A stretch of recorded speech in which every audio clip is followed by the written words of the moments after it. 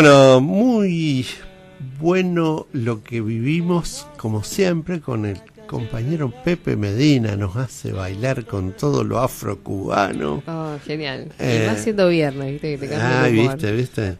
Che, hablando de viernes, hay muchas actividades. ¿Cómo hacemos como para contar todas las que hay? Y mira, vamos a ir haciendo tiempitos en el medio de la entrevista, pero te tiro. Por ejemplo, para el día de hoy, en Bohemia, que es un bar cultural de Pellegrini, el 1584, se va a presentar Joina, que presenta su nuevo trabajo de música para valientes. Ajá. Y mañana también se va a presentar una chica que me gusta mucho.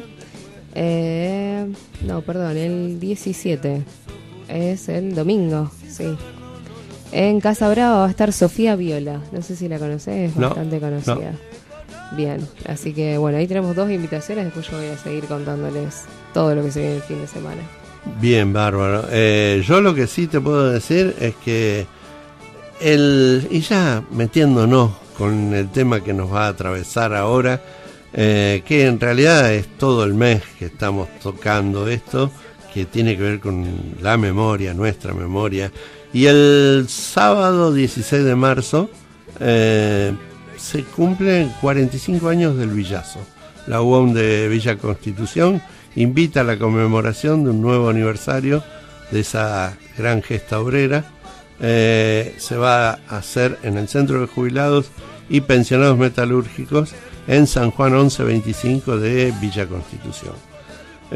Y también, entre muchas otras cosas, esto seguramente después algo, uno de nuestros invitados, o ambos, nos van a contar, que tiene que ver con la muestra de las sombras a la luz. 10 años de las audiencias de los juicios por delitos de lesa humanidad en Rosario, que se va a estar haciendo dentro de muchas de todas estas actividades que tenemos.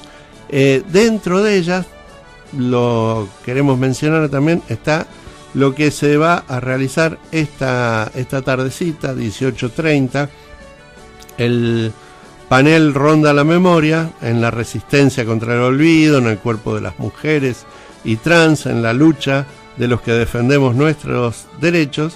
Ahí va a estar Romina Maruco, referente feminista, Rodi Aguiar, de ATE Río Negro, y el querido Matías Ayastuy, comunicador social, uno de los integrantes iniciales de Hijos, que va a venir y va a estar presentando todo esto Lorena Almirón, ahí secretaria adjunta de ATE, este viernes a las 18 horas. Van a estar, por supuesto, acompañando y presentando un poco todas estas actividades, conmemorando el 24 de marzo, que ya lo tenemos acá, a la vuelta de la esquina.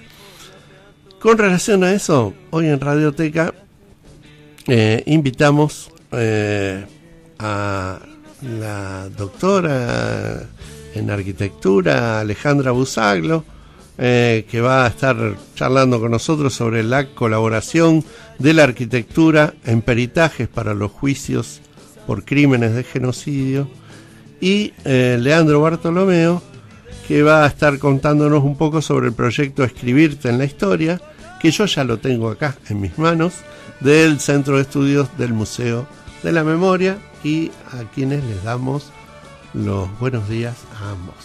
Buenos días y gracias por invitarnos a conversar, a dialogar. Bueno, es la primera vez que ustedes vienen acá a la radio, al estudio de Radio La Hormiga, y es un gustazo. Nos hemos encontrado en muchos lugares. Así es. Y bueno, queríamos empezar, Alejandra, hablando. Vos tenés un doctorado que ya de entrada marca algo de la pertinencia del hecho de que estés acá hoy con relación a todo lo que es la memoria. Sí, es así. A la vez me gusta decir que tengo 53 años y me doctoré el año pasado. O sea que mi doctorado se inicia no como quien termina una carrera de grado y ve qué va a hacer, sino que el doctorado fue casi la idea de poder reunir toda una experiencia de más de 15 años en torno a la cuestión de la relación de la memoria con la arquitectura y el espacio público. Y algo de esto empezó a sedimentarse de modo más concreto a partir de que en el año 2005, a finales de 2005 y derogadas las leyes de impunidad, se solicitó a la Facultad de Arquitectura una colaboración para peritar centros clandestinos de detención, para el marco de los juicios. Digamos, fue como una convocatoria absolutamente inédita, y con la pregunta también de si cómo la arquitectura podía colaborar en estos procesos.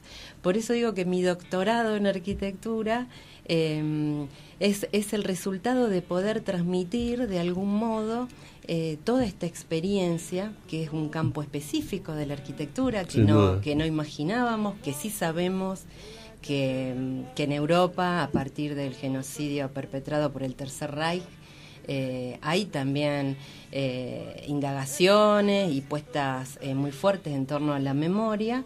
Latinoamérica más reciente, en Chile, tenemos distintas experiencias, pero bueno, en Argentina, que como siempre decimos, cada caso y cada situación es específica, bueno, es plasmar este largo camino de intento de colaborar fundamentalmente en estos procesos, ¿no?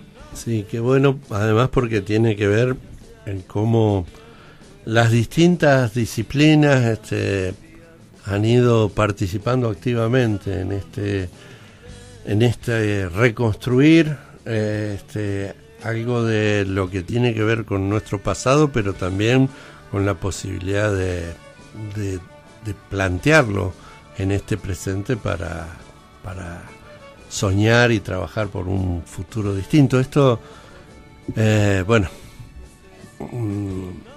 desde el campo de la salud mental hubo una enorme participación en su momento con las madres y abuelas originalmente. Después todo... la antropología, el enorme trabajo. La psicología, digamos, por eso me parece que es bien interesante ver cómo las distintas disciplinas, y en este caso la Universidad Nacional, que seguimos reivindicando, de Rosario, colaborando en estos juicios que se pretendieron y se propusieron justos, ¿no? Desde la primera vez, dando las garantías que las y los detenidos desaparecidos no han tenido. Por eso siempre, digamos, reivindicar que la Universidad Nacional de Rosario, y en nuestro caso desde la Facultad de Arquitectura, pudimos colaborar. De hecho, yo he sido convocada ya y declaré en 2 oportunidades como perito, en la FECED 1 y la FECED 2. Y bueno, algo que no sospechábamos, ¿no? Porque para quienes no saben, los lugares donde funcionaron centros clandestinos de detención en todo el país han sufrido importantes modificaciones. Sí. Algunas modificaciones podríamos pensar que tienen que ver con el paso del tiempo. Todas las edificaciones sufren cambios, pero hay otros cambios que sabemos que han sido deliberados para confundir, camuflar los testimonios de las y los sobrevivientes. Por eso digo que algo que nosotros no teníamos muy claro cuál podía ser la importancia de este trabajo, que era reconstruir planos, porque tampoco, algo que no se sabe demasiado, es que de todos los lugares donde funcionaron centros clandestinos se han robado los planos. Claro. O sea, ese material está sustraído. Vos vas a una oficina a buscar un plano y no está. Está el documental La Arquitectura del Crimen, no sé si lo han visto, es bien interesante, yo lo recomiendo, porque logró registrar en vivo cuando se va incluso a una oficina de la misma policía, una oficina de arquitectura, ¿no?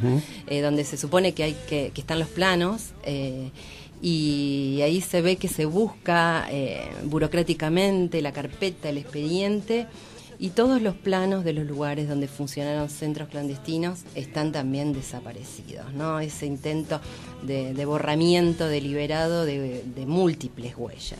Sí. Así que bueno, pudimos contribuir en esa reconstrucción, pero además colaborar en el momento de que un testimonio que dice acá había una puerta que vinculaba la sala de torturas con, y esa puerta hoy no está.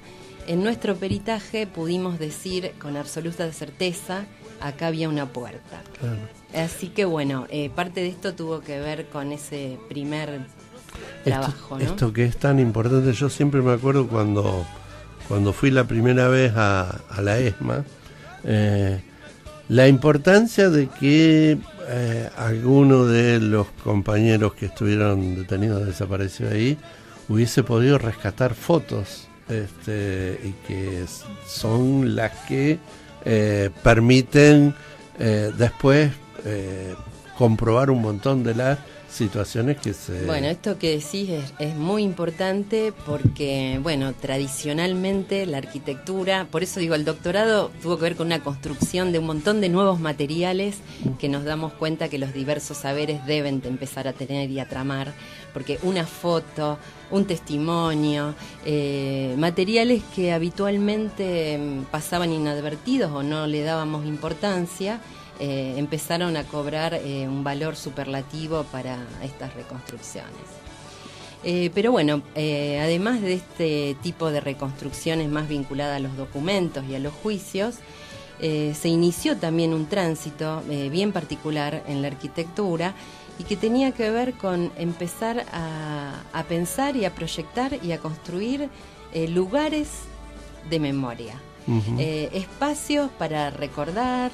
Nosotros pudimos colaborar con Abuelas de Plaza de Mayo, que a 35 años nos pidió un espacio y está en el Scalabrini Ortiz, con sobrevivientes desde el exilio en México, con Liliana Felipe entre ellas, que nos pidieron un lugar que está en la Plaza de Pocho allá en Ludueña, que es un reloj de sol en homenaje.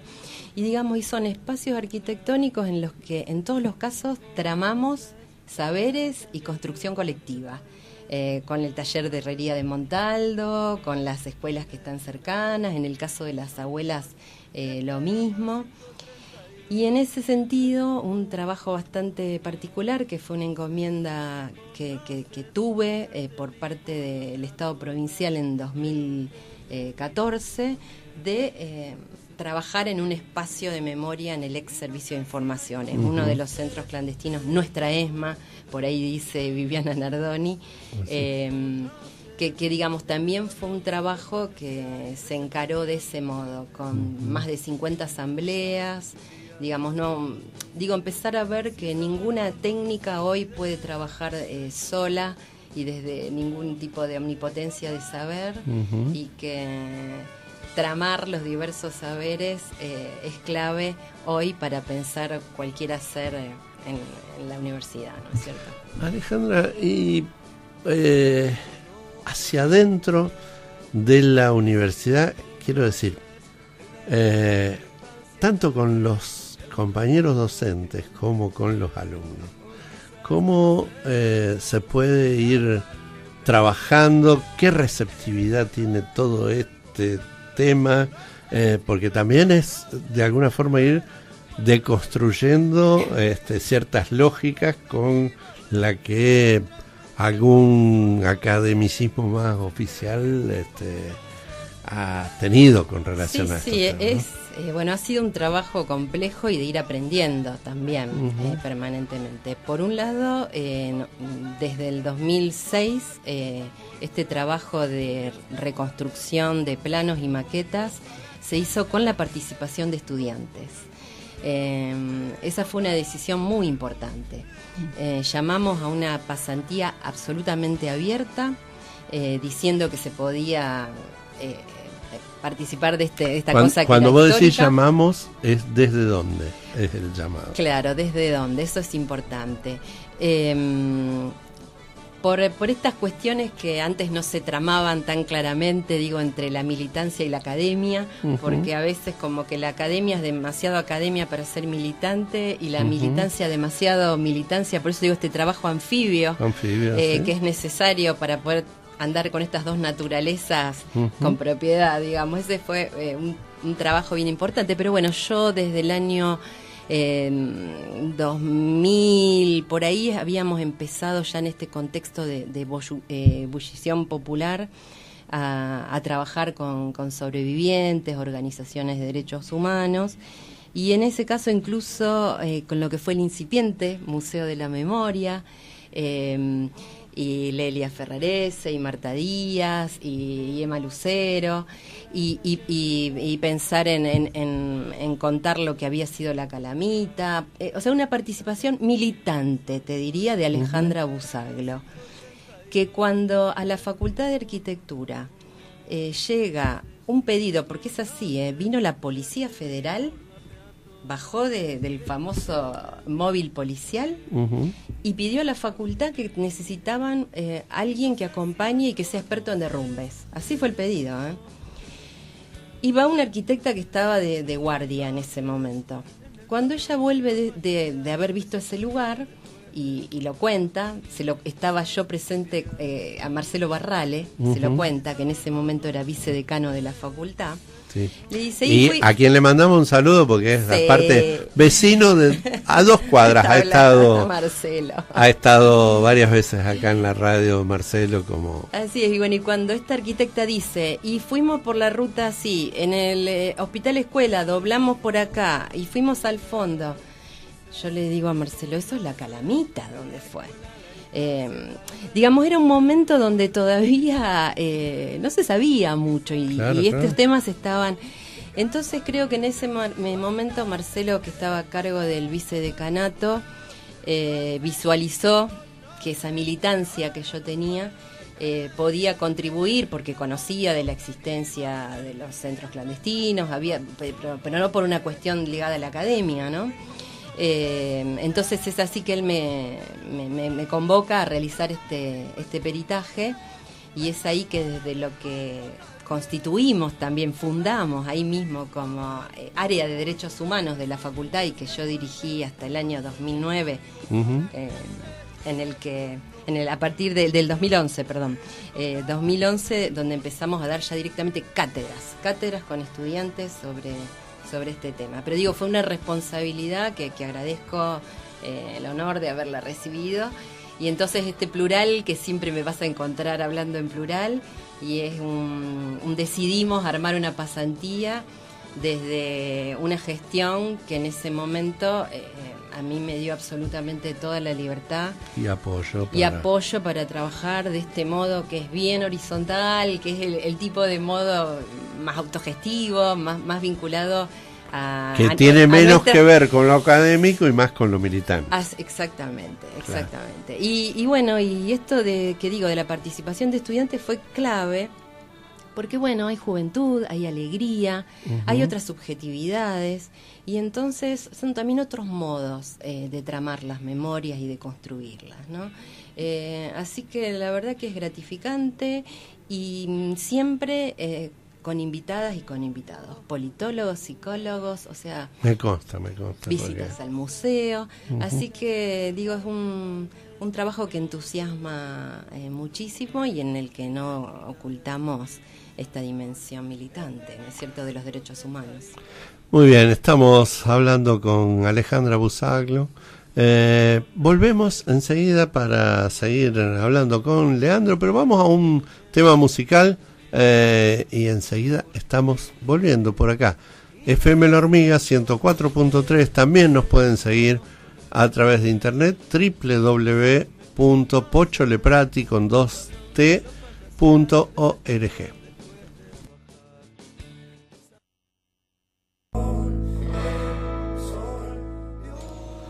Bueno, retornamos acá, FM La Hormiga 104.3, Radioteca y La Memoria.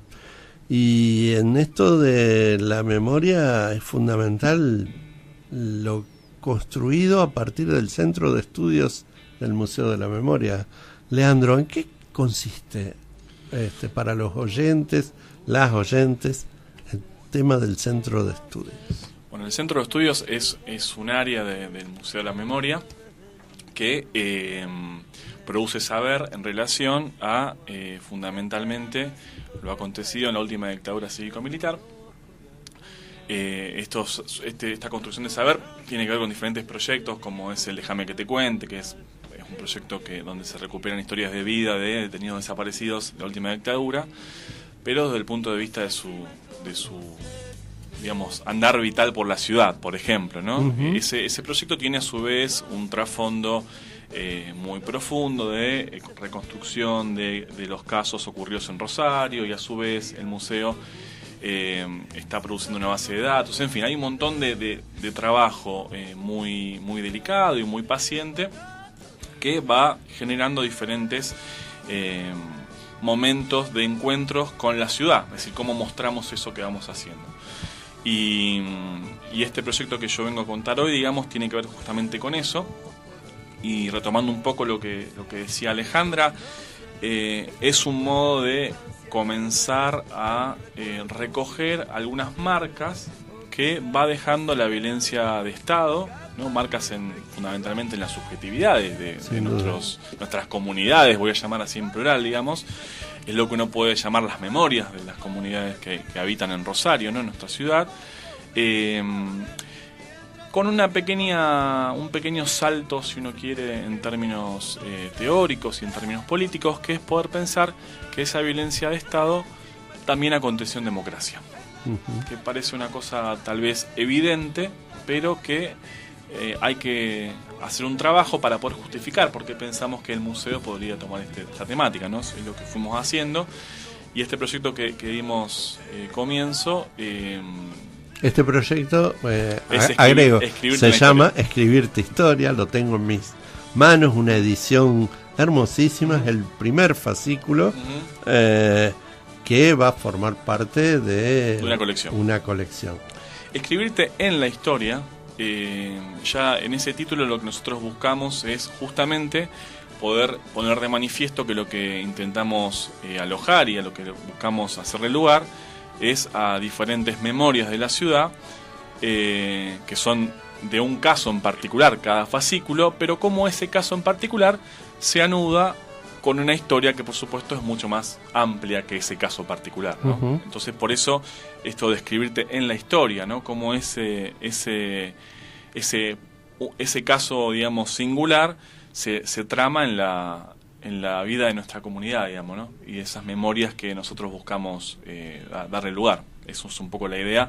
Por eso esto de que decía Alejandra, ¿no? De cómo hay diferentes modos de marcas que va dejando la violencia en diferentes momentos históricos, y también diferentes sujetos que van sufriendo esa violencia, digamos, del Estado en diferentes momentos históricos. Y nuestra propuesta es darle lugar a estas subjetividades, a estas memorias, y poder construir estos relatos y, por supuesto, mostrárselos a la ciudad, ¿no? Devolverlos a la ciudad. ¿Y sí, a por ahí quiénes les llegan? Me meto en una cosita que me encantó, ¿no? Esta idea de sujeto, de sujeta, podemos decir también.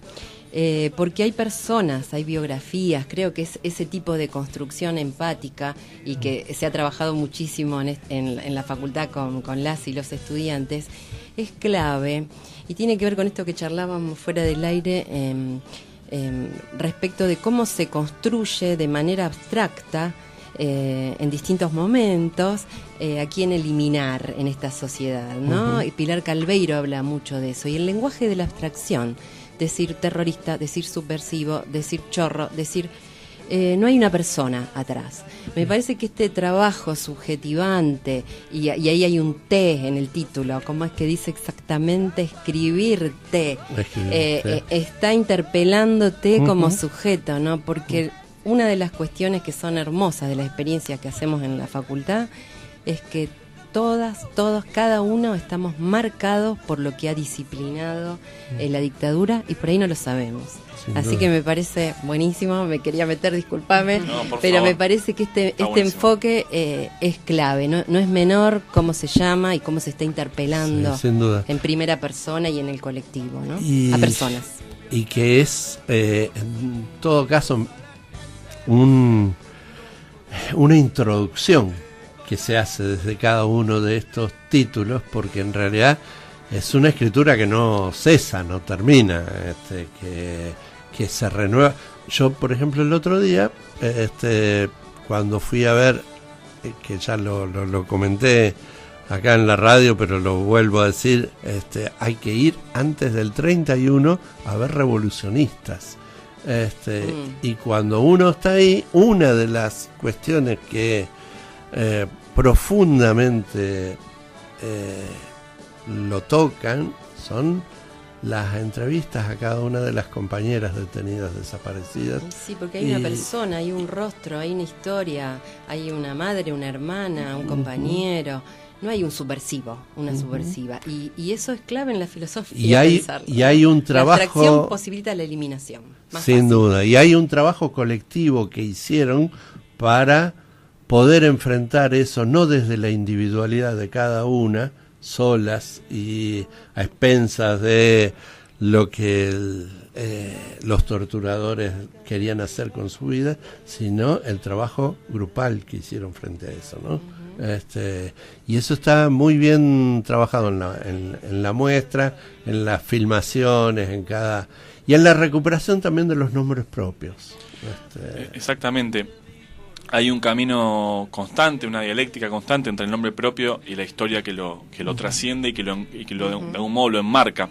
Muchas veces lo más complejo de reconstruir es justamente que hay una trama social que hace posible algunas prácticas y que esos nombres propios, en la medida que sigan siendo nombres propios, pierden en gran medida el espesor, ¿no?, de esa historia que los trasciende y los engloba. Entonces, como vos decías, esta colección de fascículos, elegimos hacer 10, digamos, por una cuestión de este proyecto, pero pueden ser muchos más, ¿no?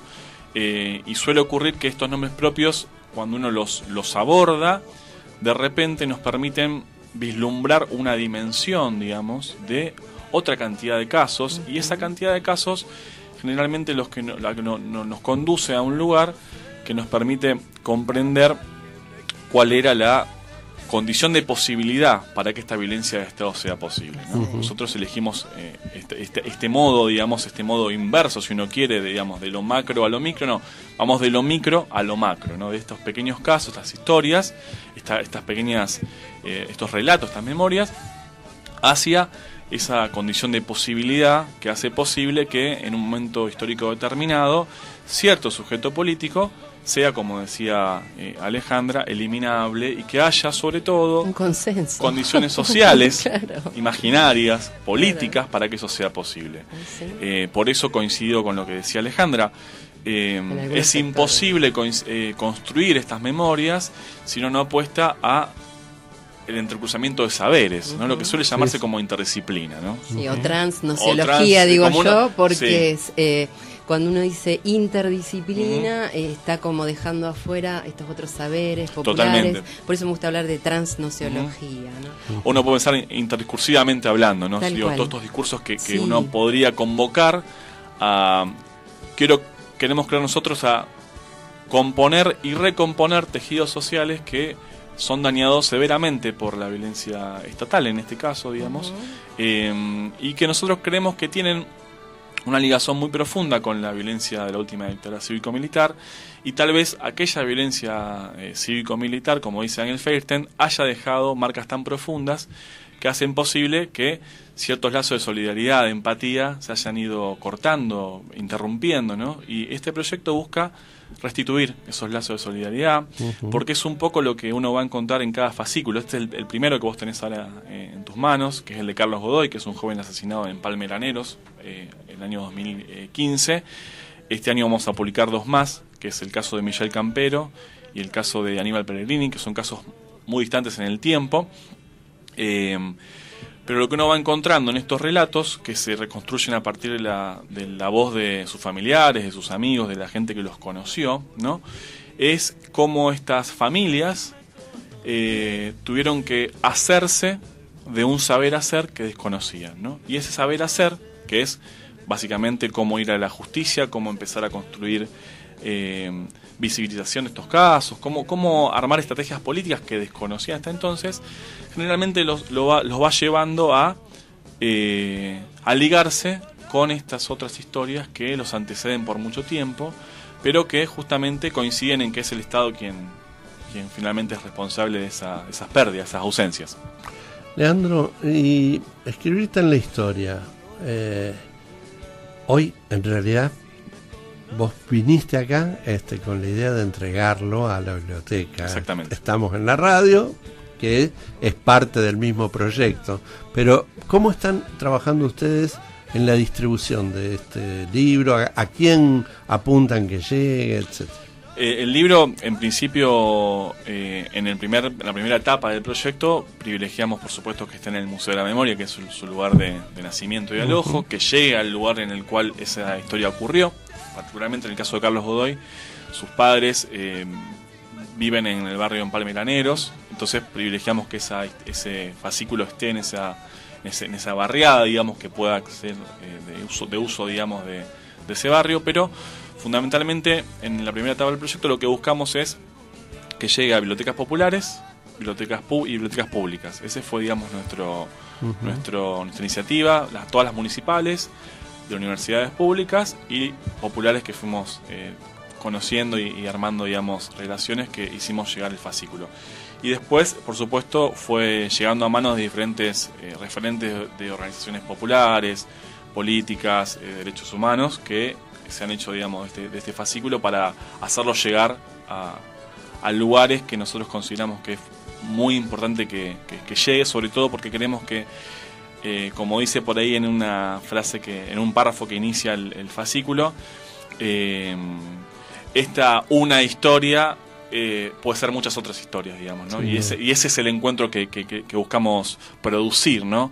Que alguien se encuentre con esto y que en cierta medida se encuentre consigo mismo, se encuentre con su barrio, con su amigo, con su contexto, de algún modo, ¿no?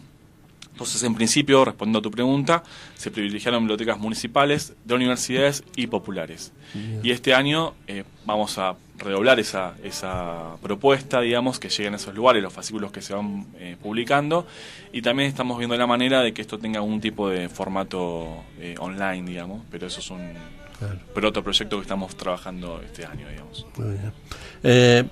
Cada uno de los temas que ustedes estamos conversando, estamos hablando con relación a esto, son fundamentales en una época en la cual hay un avance de un fascismo social ya que retoma muchos de estos puntos que la dictadura militar sembró en su momento. Sí, por eso este trabajo hormiga, como nos gusta decir, de ir conversando y reconstruyendo esas redes de lo común, de la solidaridad, del cara a cara, y ese es un trabajo que tenemos que continuar, ¿no?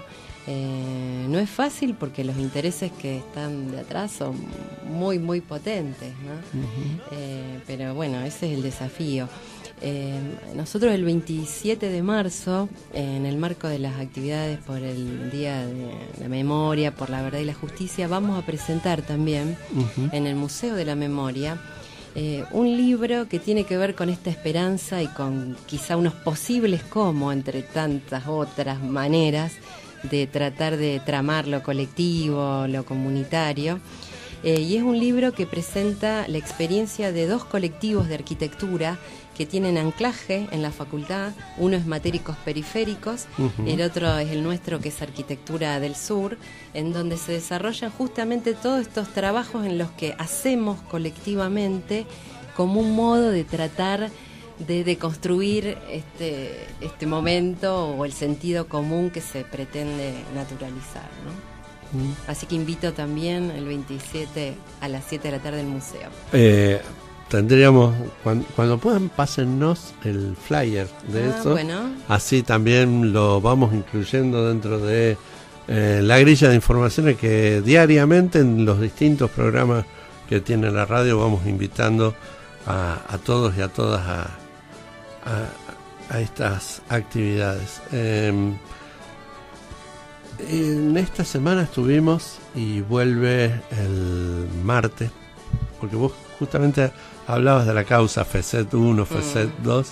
Bueno, nosotros estamos también, porque acá, cerquita, están nuestros compañeros, amigos de la Biblioteca Vigil, que están con la situación de FESET 3, que es fundamental también desde muchos puntos de vista, porque me parece que ahí también engloba distintas situaciones en una. Por un lado, todo lo que tiene que ver con la usurpación económica, por un lado todo lo que por supuesto tiene que ver con las vidas de tantos y tantas que formaron parte de Vigil en distintos estamentos, ya sea como docentes, alumnos, padres de las comisiones de padres justamente, o de las comisiones directivas, y por el otro lado por todo lo que implica el genocidio cultural, que de alguna manera es lo que hoy creo que se está también, desgraciadamente, floreciendo algunas de esas semillas del mal sembradas en algún momento. Y bueno, pero tenemos que seguir tratando de construirlas, ¿no? El caso de la Vigil que vos decís es clave, porque justamente tiene que ver con tantos borramientos, la sistemática, ¿no? Así como yo contaba el caso de los planos de los centros clandestinos que no están, ¿no es cierto? Y cómo en esto de cómo se construye sentido, me acuerdo de una muestra que se había montado en el Museo de la Memoria hace algunos años, que se llamaba Tinta Roja. Así es, sí. Y que era bien interesante porque estaban los argumentos de las y los intelectuales de la dictadura, que avalaban y decían y explicaban con una expertise maravillosa por qué Dailan Kifki era un material subversivo, por ejemplo, ¿no? ¿Y por qué eso era en el operativo Claridad, que justamente habían elegido ese nombre? Sí, ¿no? Bueno, como si hubiera algo claro y algo oscuro y todo lo que querramos pensar. Pero digo, porque pensando en el presente, ¿cuántos constructoras y constructores de sentido, así como estos intelectuales que avalaban tanto la desaparición física y el asesinato de personas como de la cultura, ¿no? Y hoy está pasando también en todas las áreas, periodistas, estamos asistiendo a un momento en donde el trabajo de deconstrucción crítica de todos los discursos que circulan es absolutamente imperioso. Sí, por eso antes también hablábamos, ya fuera del aire, la importancia de la unidad de todos aquellos y aquellas que pensamos en defensa de esto, que es fundamental, digo, no hay, es la vida.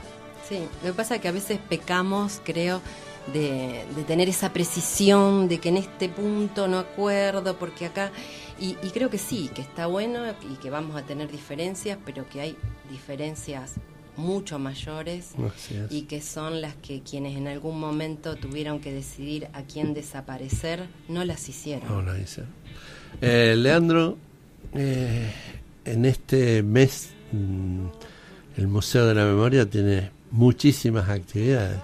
Hay dos fundamentales que queremos invitarlos. El 22 de marzo, el viernes que viene, se va a estar inaugurando la muestra de las sombras a la luz, que es una muestra que gira en torno a las audiencias por los juicios de lesa humanidad en Rosario, los 10 años de esas audiencias, y es una muestra construida en conjunto entre el Museo de la Memoria y la Secretaría de Derechos Humanos de la provincia de Santa Fe.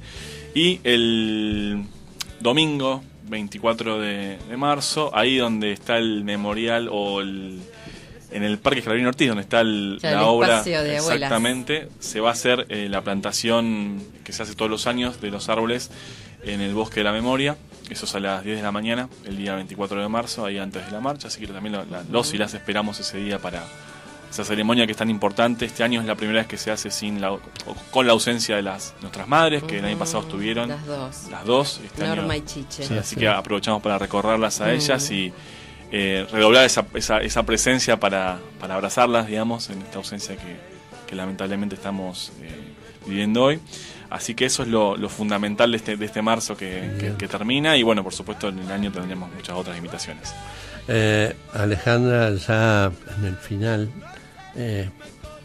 hablábamos también de lo que es los espacios y cómo cuidar aquello que hace a la preservación de la memoria en distintos espacios. El servicio de informaciones es uno de esos espacios fundamentales. Ese es un tema bien complejo y que por un lado requiere de que la conjunción de saberes múltiples y a la vez de ser consciente de la necesidad de esos saberes que deben intervenir para preservarlos, ¿no? Porque se trata de documentos de memoria, se trata de lugares donde muchas y muchos familiares han perdido sus seres queridos, donde muchas personas han sufrido torturas y vejámenes, pero es un lugar que a la vez todavía tiene mucho para decir, y eso lo aprendimos con los peritajes. Las paredes hablan, entonces hay que extremar los cuidados. A veces de muy buena voluntad se piensa en embellecer, en restaurar, con un concepto de patrimonio tradicional de la arquitectura. Y bueno, nosotros acuñamos un concepto que es patrimonio hostil, y ese es el nombre que tiene una muestra y un archivo que donamos a la facultad sobre todos los lugares donde funcionaron centros clandestinos, porque este patrimonio hostil tiene determinadas reglas, modos y advertencias respecto de cómo preservarlos, ¿no? Son sitios cuasi arqueológicos. Así que lo que ahí tapemos, revoquemos o hagamos está borrando material y documento de memoria, ¿no? Muy bien, bueno, muchísimas gracias a ambos.